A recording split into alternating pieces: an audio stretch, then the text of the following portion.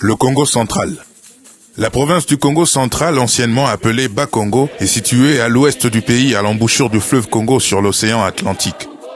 Elle est la seule province de la RDC à posséder une façade maritime qui sert de principale porte d'entrée et de sortie du pays en termes de produits importés et exportés. La province étant un territoire de transit, elle facilite la traversée et les échanges commerciaux par les ports de Boma et de Matadi. On y trouve divers sites, notamment les grottes aux poissons aveugles de Mbanzangungu, le parc marin des mangroves, le port de Banana, le monument du porteur, la plage de Mwanda, le chalet de Stanley, le cimetière des pionniers à Boma, les chutes d'Inga, de Zongo et de Ntsanga, la croix mystérieuse de Mbatakulunzi, la cathédrale et le jardin botanique de Kisantu, et le site kimbangiste de Nkamba, où naquit Simon Kimbangu.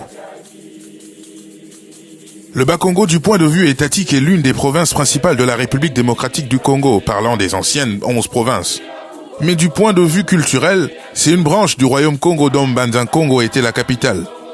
En effet, le royaume Congo qui apparaît suite à une querelle des familles et un éclatement de clans couvrait à son apogée les territoires de l'Angola, de la République démocratique du Congo, de la République du Congo et une partie du Gabon. Il y eut des rois de renom, qu'on appelait Mani-Congo, tels que Nimi Alukeni, Ndinga Kuvu ou Mvemba Ndinga qui devint Alfonso Ier.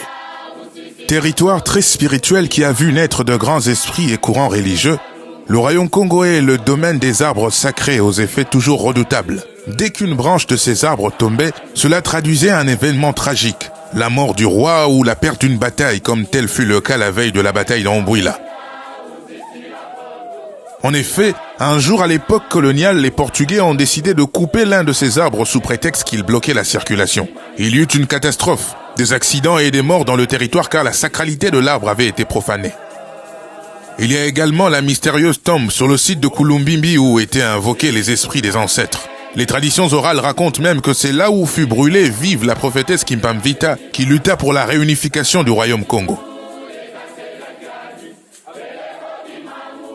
Les Congos pour nommer Dieu disent « Ne Mbumba, ne Congo Kalunga, ne Mpungu ».